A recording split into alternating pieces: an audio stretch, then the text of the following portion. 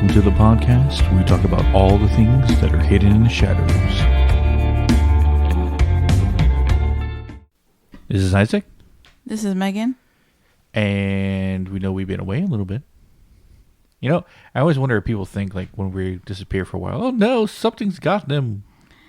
When was it? Last time we did it. Almost 2 weeks ago now. Yeah, no, there was like one time a while back that we actually got like concerned messages. Oh, yeah. No, we just had a lot of cases last week. Oh, yeah. It was like back case to back. Case after case. It was like everyone and their dog needed help that week. And then we also recorded a bonus episode that we're releasing in the next few weeks. Yes. And then, too, we actually went out and investigated. Yes. Which was fun. Which we did live as well. Yes. So you could check that out on our Instagram feed for a chance to rewatch it. It was a cool place. It really was. Well, I was going to say, it would have been if we weren't shooed off by gunfire in the woods.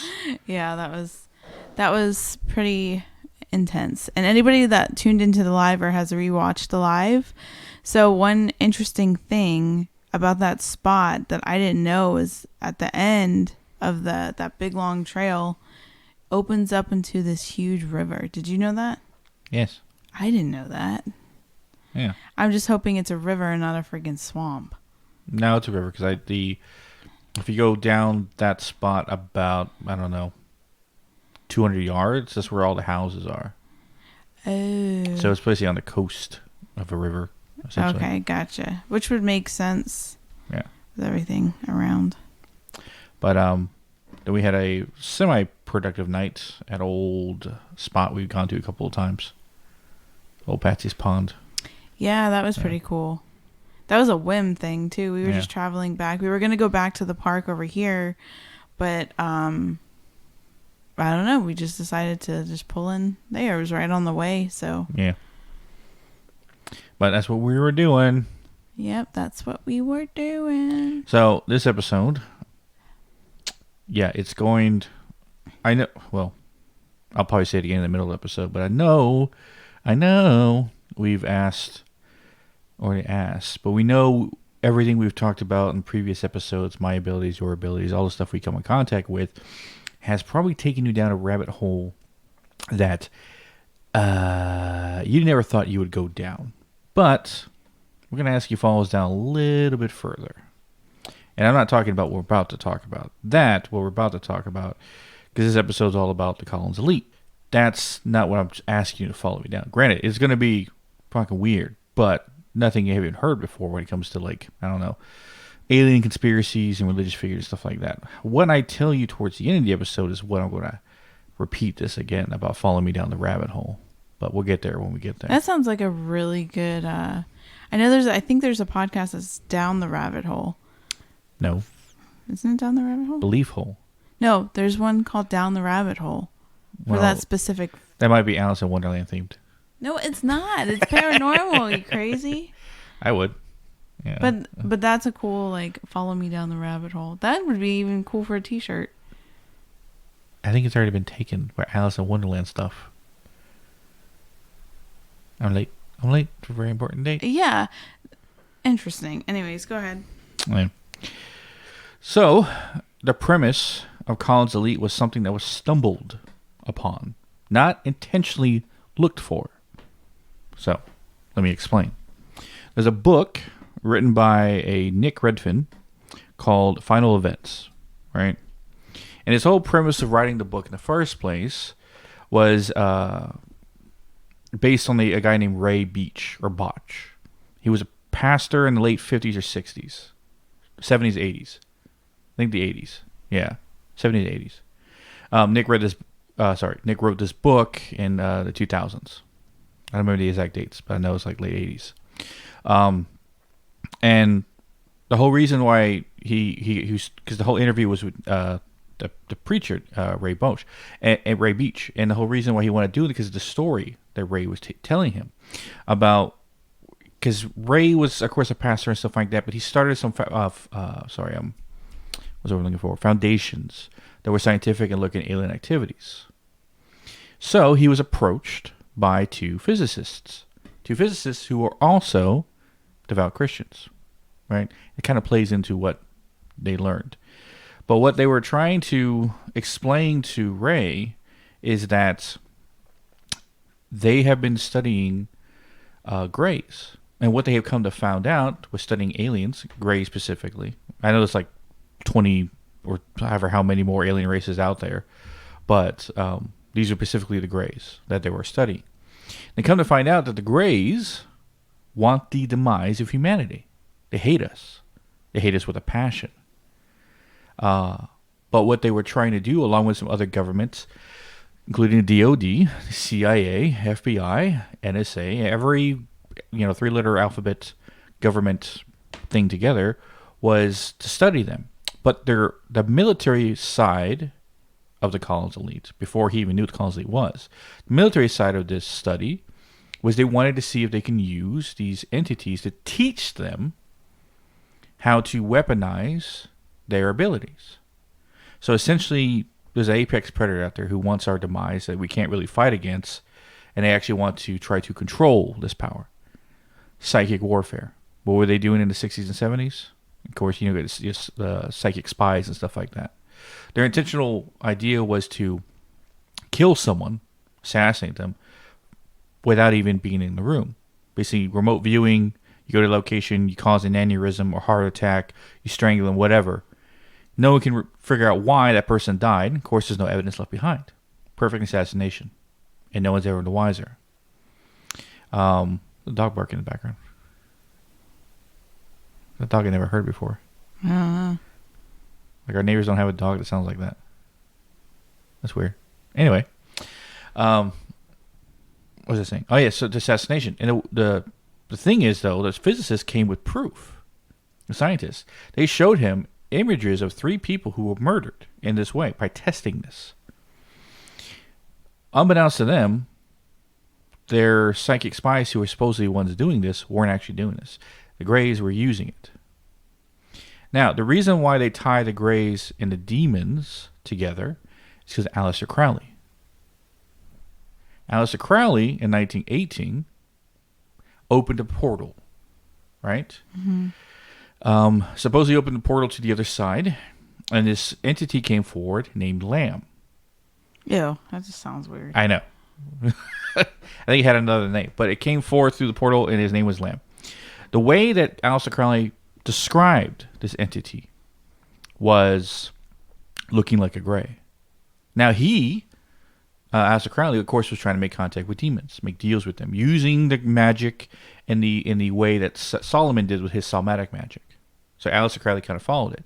Now, what makes it worse is there's a man named Jack Parsons, who became a follower of Crowley in the late 40s. Like, he followed Aleister's work. I don't say he ever worked with Crowley, but he actually became a big fan, decided to follow his works. Now, what makes it even more dangerous is that Jack Parsons was also a physicist, astrophysicist. He was very intelligent and very sound of mind. So he believed everything that Crowley did. So connections there, right?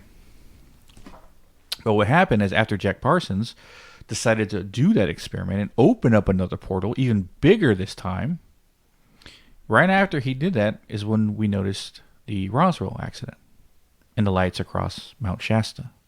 Not Shasta. What was the R one? There's an R mountain I forgot the name of. Rainier. Mount Rainier. Yeah, sorry. I'm blanking on it. Mount Rainier. Alien lights overseeing Mount Rainier, right? And Jack Parsons said that he might have had something to do with it. What he contacted. Ooh. So he's using black magic, dark arts, somatic magic that's supposed to be contacting demons, but now is speaking to gray aliens.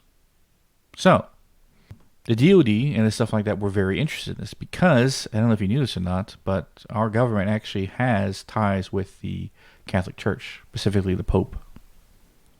And in 2022, I believe, NASA actually were working with several different priests of different faiths, and the point was to get people ready for the alien, not invasion, but alien contact. What? So, it's not so far-fetched, right? Anyway, so Nick, the Redfield, the writer of this book, right, he's talking to him about this whole stuff, explain this information. So he wanted to find out his own stuff. So he called a base that Ray was talking about. I think I told you about this. What base I remember mentioning to you? Some military base, Air Force Base. Wrights-Patterson Air Force Base, right? Because supposedly there was stuff going down there. Government officials hiding stuff, doing experiments, blah, blah, blah, blah. Anyway, so he calls up the Air Force Base, and he talks to a colonel and explain what he's doing, all the information he has, saying, and the guy asks him, would you tend to publish this stuff? And he goes, yeah. Well, listen, I got nothing to do with it, so see you later. A couple of days later, he gets a call from a person, a woman saying, oh, I heard that you want to get in touch with the Collins elite. He goes, who the hell's the Collins elite? Right? He says, well, we're gonna call you in a little bit about getting a meeting with a Mr. Duke.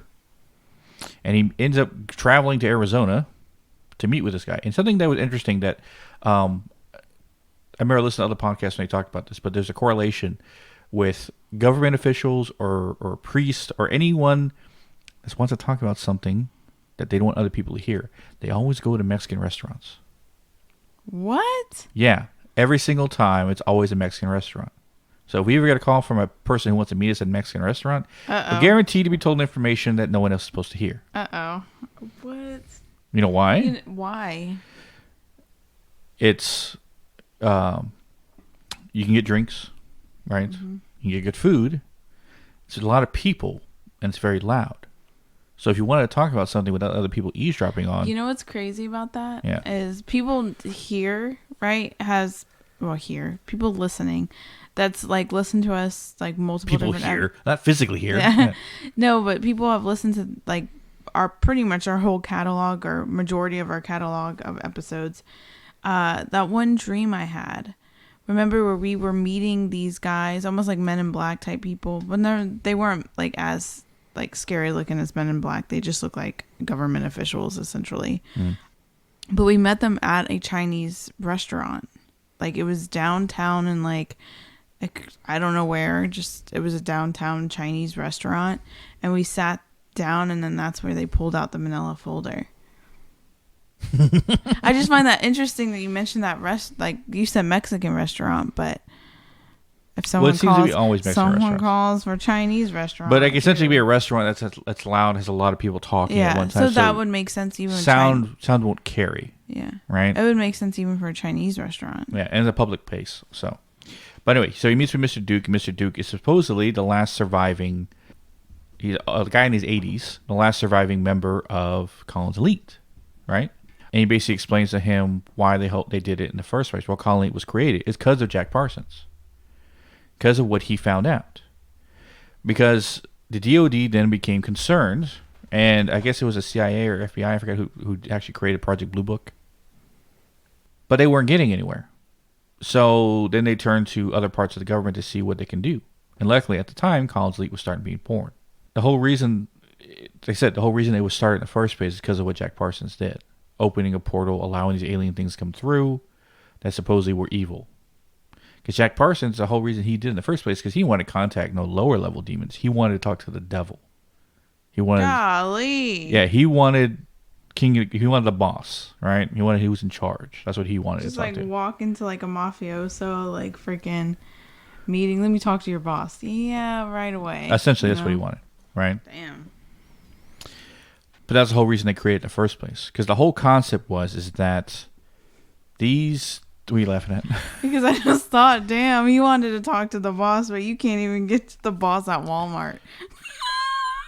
Like you can talk to a manager, but you can't talk to the general store manager. You know what I mean? Are they ever in? Yeah. Oh, well, now you know. Yeah, they sit in an office, or at least the one that I worked for did. But yeah, you would have to literally call repeatedly and make a stink to even talk to them. So, bro was ambitious. All right. I don't know why that just made me think of that. I just thought in my head, like, you can't even get to the boss at Walmart. Okay, go ahead. Well, at least you're relaxing the tensity of this. But, yeah. What was it saying? Oh, yeah, the whole reason it was created because of Jack Parsons. Because it started with other groups, other peoples, the military side, scientific side, or looking into the idea that aliens and alien species, specifically greys, could essentially be associated with or are demons. Right? Either are associating with or they're one and the same. Or greys are demons or demons are greys, vice versa. And they wanted to know what they could do to stop them, if not work with them or use them. Hence why the scientists doing what they were doing. Yeah. So, there is a lot more to the Collins Elite. There's a lot more. And I just kind of ran through it in about 15 minutes. But I said there's a lot more to this. And it's all in Nick Redfern's book. He goes through the whole process. He talks about it. It's very long. I've heard podcasts do 4-part series. I don't know if I want to spend that much time on it. But what was interesting is that it's not so far-fetched. With the podcasts I've heard that talk about it and stuff like that, they've come to the conclusion at the end of the series, at the end of the book, it's almost like the government's way to start getting people to convert to Christianity. Or at least the zealot Christians that were part of the government at the time, mind you, this is in the 60s, 70s, that wanted to push people towards Christianity. So what better way to use a story about aliens or demons than, because at the time, alien craze was going on. Everyone wanted to talk about aliens, a lot of movies, blah, blah, blah, whole spaceman thing. So they figured out it was kind of like, I don't know if it was Nick Redfern's thing or he was talking about that, but I almost felt the government was using that as a source to convert people over. So that was like the womp womp at the end of the story. But like I said, they're not so far off.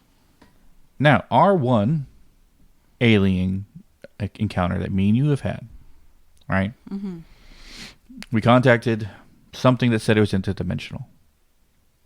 By the way, yeah, we can find it all in Nick Redfern's book, The Final Events. He goes in more detail. He talks about more crazier shit like, I just remember this one thing I want to talk about that's going to scare the shit out of you. There was a guy that they interviewed, the government did. This is from the point of view of the Collins Elite guy, Mr. Duke, who was a surviving member. They had an interview with a guy who, died and came back. And what he saw, right? You have all these people talking about they seen hell or they saw what it looks like, depictions. What he saw is the reason why he was contacted by the Collins Elite in the first place.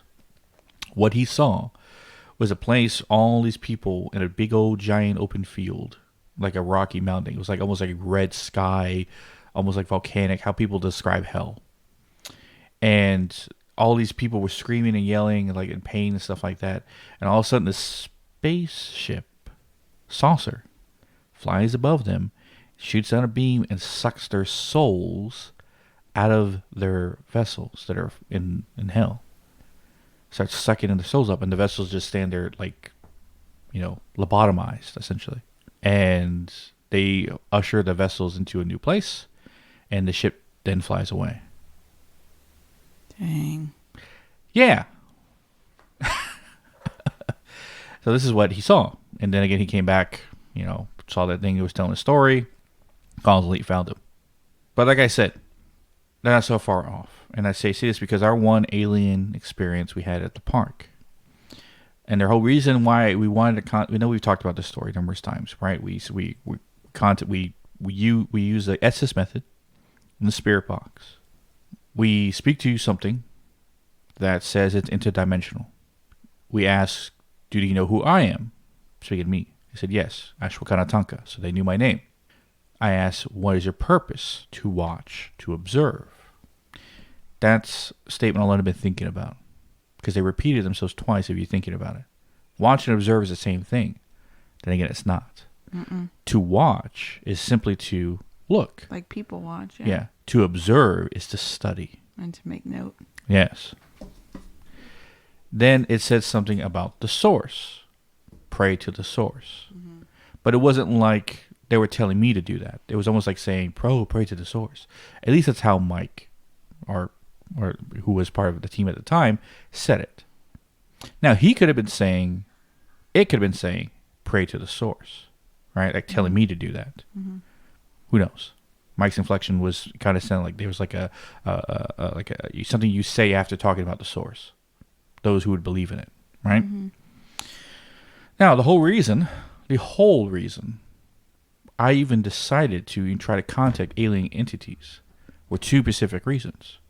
One is because what we found outside the beginning of the trail that was not there when we started this investigation that night.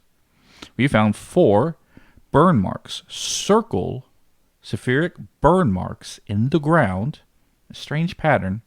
Also, a branch 2 stories up snapped off along a tall tree that was not there.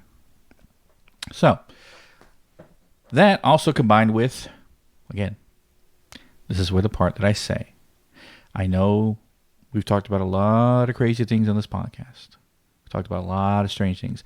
I have claimed on numerous times that I have pulled demons through phones when we do our investigations, home investigations.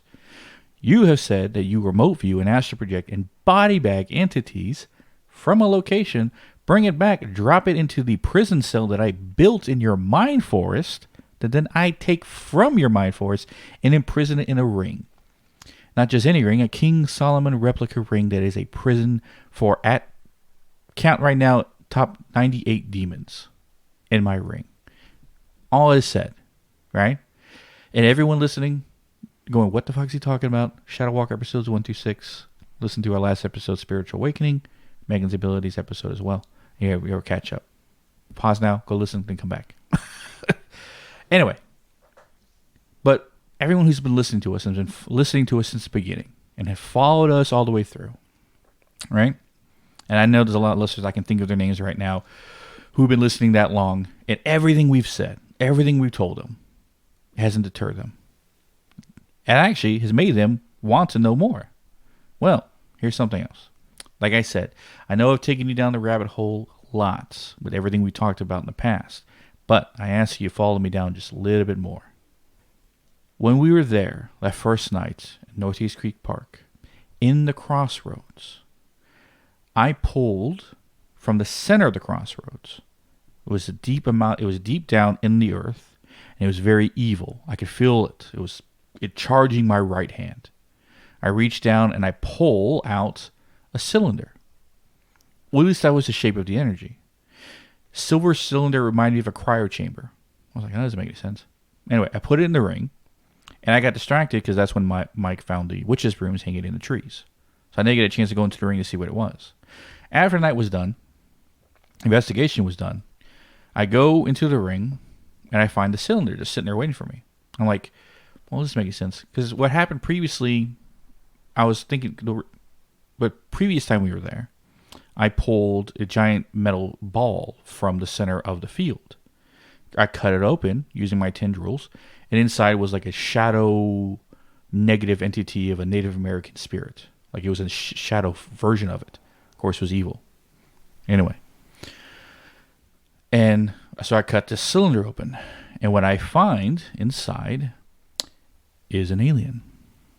A tall, gray alien.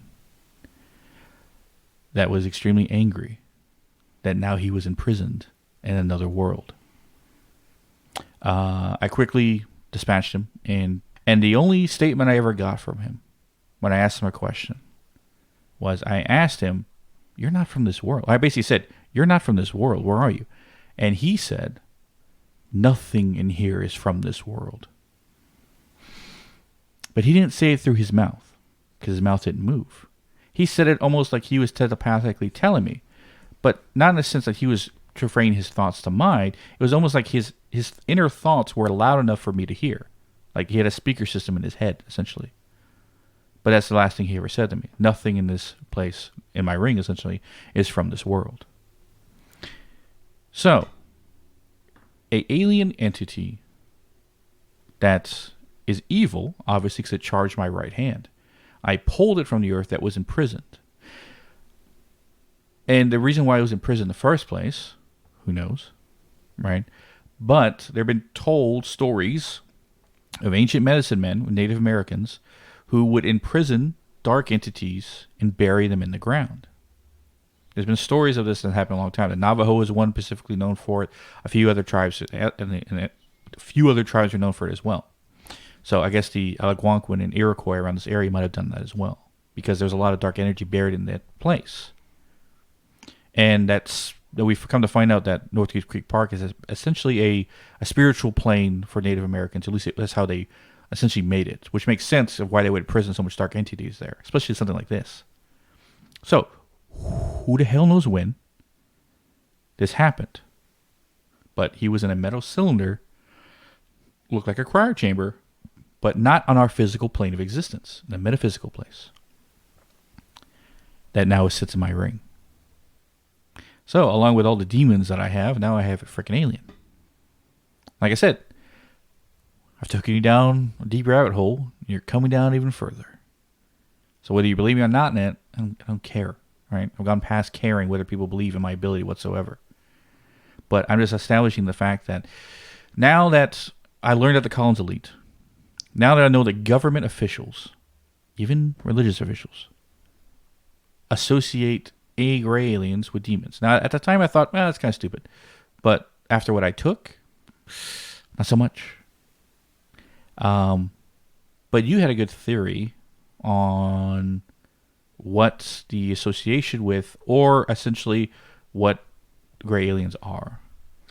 Oh, so when I was, well, I didn't really, I researched just to know, but this was mainly an Isaac episode. But when I was researching and we had brought up the idea of aliens, one thing that I kept seeing or being told is that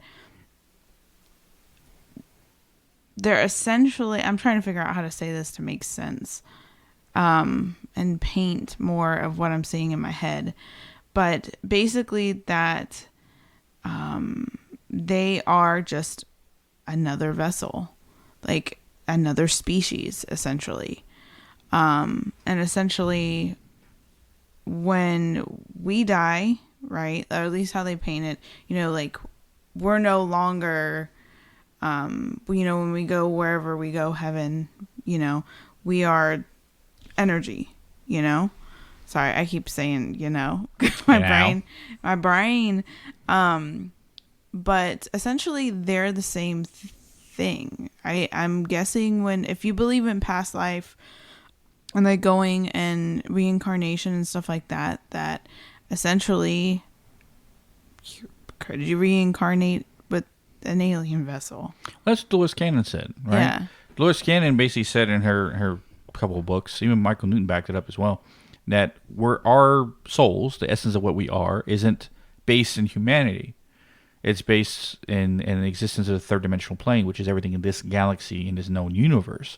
So we don't always house humans. Now, humans are always top picked because this is the worst place you can live as a soul. I would believe so. And it's a proving ground. So if you can learn to be a human, you can learn to be any other alien entity, alien to us, but we would be aliens to any other planet, species, blah, blah, blah. Alien to us, entities out there. So we weren't always human. We were this, we were that, we were another kind of species. Well, the thing I think of it too is okay, God, source, universe, whatever you think, whatever, God you think of, we kind of almost give him a human mindset. Think small. I mean, you look at everything that is created, different species of animals that we haven't even seen yet, in the ocean and on land, just the majesticness of landscapes and stuff like that. You really think, at least this is how my brain works, but I tell myself all the time, we really think we're the only species and that's it. It just doesn't make any sense. Well, even humans, even when you, right, it sounds crazy, but you always joke. So before I had a kid, I would play Sims all the time, and you would always joke and say it's like playing God, right? Essentially, because you make things, you make people, right? And you do different lives. Well, even a human gets intrigued to make something different. So that's why I think that there's more than one species of vessel, I should say. Oh, I thought you were dipping into we live in a matrix theory. Let's avoid that at the moment. No. But what I'm saying is, like us as humans, like everybody that I know that's ever played Sims 4, Sims, any Sims, they would always experiment and make different people, different, because you could do vampires, you could do aliens, you could do whatever, right? So somebody that is not somebody, but like Source or God is somebody that's got endless capabilities to make beautiful things, different things, is just going to stick to humans. No. It doesn't make sense to me. But how you described the Greys to me, now that gave me another idea for another theory, right? If these things are supposed to be interdimensional, and I can pull the energy from it. Wait, 1 second. 1 second before I forget. No. 1 second before I forget. And I forgot. Energy pulling. Okay, so... Energy pulling. Yeah, energy pulling. So the... Backtrack your thoughts. I'm backing it up. Reverse. I said your theory about the alien vessels and gave me the idea. So what makes it interesting, or the reason why I thought like they had to be pretty much on the 3D almost, on like our plane of existence, is because to connect or to kind of have an experience with aliens, it's physical. Like, they're here. You know what I mean? It's a physical thing. And normally it's things like telepathy or whatever, through communication. It's something like, for us, we heard it over the spirit box, right? Or even remote viewing, like, remote viewing and seeing these things and all that stuff. To me, it just seems like they're more physical than they are like something that's on the ether or on a higher dimension. Well, two theories on that. One, the physical vessels that we see, the alien greys that people have had a lot. I'm trying to think of a better word for that. A lot of experiences with gray aliens, right? Seeing the aliens in the sky, the lights, all that stuff. And then all of a sudden, boom, they're gone. They're not space traveling. They're just going through dimensions. So, as I said, two theories. The essence, like he talked about the greys being vessels, the essence of what they are housing these vessels, a biomechanical suit, right? They built themselves. And if you want to think of the alien greys specifically as a species from the fourth dimensional plane, they say demons and angels are fourth dimensional beings because they live in the essence of space and time doesn't exist. And that's where ghosts are and vice versa. We talked about it before in different episodes. So what if greys are another species in that realm? Because just to think that demons and ghosts and angels are only ones that hang out in the fourth dimensional planes? No. It has to be, we've counted immense amount of creatures. That's the right word to use. Immense amount of creatures. And in the spiritual realm, things I've taken haven't all looked like demons. They haven't all looked like humans. I take things that look like bugs. I've taken things that look like goblins. I've taken things that are giant trees. I've taken things that look like they're made of mud. Right? Skinwalkers and other creatures. They seem to be a treasure trove of dark entities. And they're not all the same type of creature. So, aliens, essentially, or greys, could be another creature in the fourth dimensional plane. But if that's so, that means if there's greys of negativity, there's greys of positivity. Right? Because the counterpart to a demon is an angel. Right? Mm-hmm. Counterpart to a negative spirit is a positive spirit. So, vice versa. It always seems to be balanced. So if there is negative greys, there is positive greys. Or, slap this on there, right? Greys are the negative alien race, and the positive alien race is, I don't know, Lyrans or Palladians or what the fucking other alien races people talk about that people have had, good encounters with. So, you can try to kindle the can of worms open up here with these theories. That, or the greys have learned to master dimensional travel in their ships, essentially. They can hover, fly, and stuff like that around our planet and then disappear in a thing. But when they're here, they're third dimensional beings. When they travel to the next, they're fourth. Because they learn to master the trans-dimensional highway, you can say, and change their matter from third dimensional to fourth. So, there's that theory too. I know whoever's listening right now is going, what the fuck? right? I know in my head was that the whole time I'm thinking about this shit. Yeah. So because the whole reason, like I said, because I put an alien in the fucking ring. And if every entity I've taken have all been darkness, things I've read stories about, I never one thought that I would take an alien entity off the plane of existence. But it had to. My idea in the beginning was that, oh, it must have been a spirit of a dead alien. But then that would mean the alien essentially has a soul, or it is the energy of what was left over. You know? Mm-hmm. So it reminded me of a dream I had. You talk about dreams. I remember having a dream that we were picked up by a black SUV with men with sunglasses and black suits, government officials. Didn't say what branch of government, right? Say, hey, come, Mr. Sanchez, come with us. And it wasn't like they were forcing us. It's like we already had like some kind of like arrangement or deal with them. And they brought us to some. We'll let you know if that happens. Or that will let us. You don't know that. Yeah. Also, we disappeared from the podcast world. Where the fuck they went?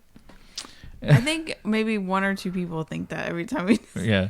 They got him. Oh, the government got him. Anyway. I had a dream that we were picked up and we were taken to some crash site, alien crash site. And these two alien bodies were basically spilled out on the ground in front of it, dead. And they had a blue metallic color to them, right? Like a strange gray blue metallic. And they're like bald. They had eyes, a nose, a mouth. You know, they're wearing some kind of suits. And they were asking us, what do you guys get off of it, right? And I guess you were kind of tuned in to the vessels, but I had my hand reached out. My right hand was charging. I was like, oh shit, I'm feeling a lot of negative energy. And I pull it. And when I pulled it, automatically like electricity shot all the way up into my head. And I saw for a brief second like outer space. And then the more I pulled, the more that it started dissipating from my head back into my hand. And then I had it. And of course I forced the energy into the ring. So the dead bodies of aliens, I was able to pull negative energy from. These weren't grays. These are some alien species I've never even seen before. Not even Marvel movies, right? But, therefore, it lays now an entirely new theory. How, and I ask this of anyone who listens, that is alien enthusiast, which we have some people like that. And I'll leave this question to you, because we aren't alien enthusiasts. Aliens are probably your second on our list of things in the paranormal we're interested in. But you ask us, it's always ghosts, spirits, demons, dimensional realms when it comes to spirits and dimensional travel, when it comes to spirits and demons and ghosts and gods and stuff like that. That is what is our bread and butter. That's what we're interested in. That's what we become almost, not say experts, but we become very knowledgeable with. Especially when it comes to spirit guides, contacting, remote viewing, astral projection, imprisoning, all that stuff. Clearing homes is what our forte is. Alien knowledge, species, all that, which... if you ask me personally, I think not less than half, the alien species that we were told about actually exist.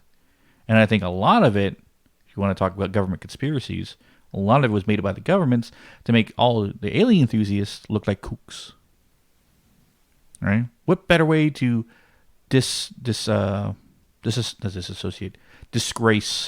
and essentially prove that these people are a bunch of weirdos by giving a bunch of alien races that actually don't exist, but make them look like you know, they know what the hell they're talking about. So, grays, yeah, that makes sense. Reptilians, I don't know, right? I don't know.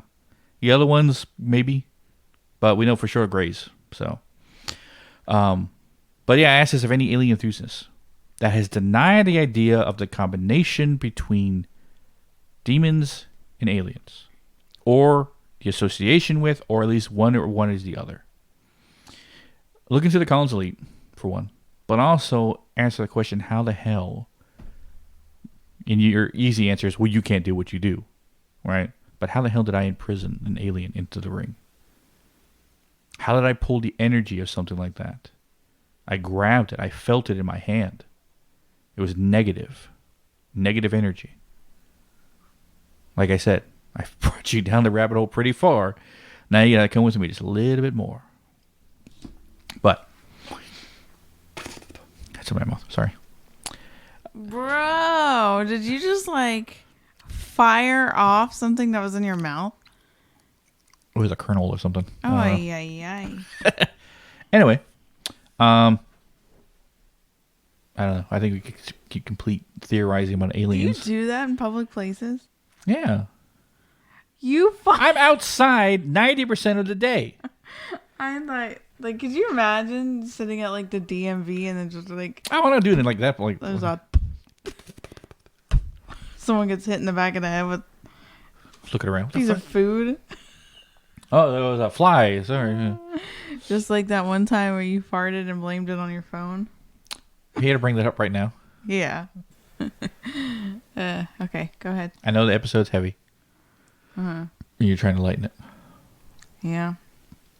But that's the whole reason I want to talk about this episode today is because I have been considering and thinking over that over and over again. How did I take an alien? How did I do that? Yeah. All I have been taking for the last 3 years are demons and dark entities. That seemed commonplace, right? That came easy. That came normal. But a gray? Was a whole other fucking world I didn't even think I'd consider. Yeah. But I would say let's hope they're not associated, because then I'm more dangerous than I thought. And if there is any members of the Collins Elite still around and you are listening, we're waiting. Hey, don't put me in this, but you told me you were going to say I. Well, it's the both of us because we work together. If I get anything that I pull, you can body bag. Yeah. So it's stopping you from going to space and body bagging into. Oh, can we not test that out? Thanks. That would be great. They're flying a ship. All of a sudden, their captain disappears. What the?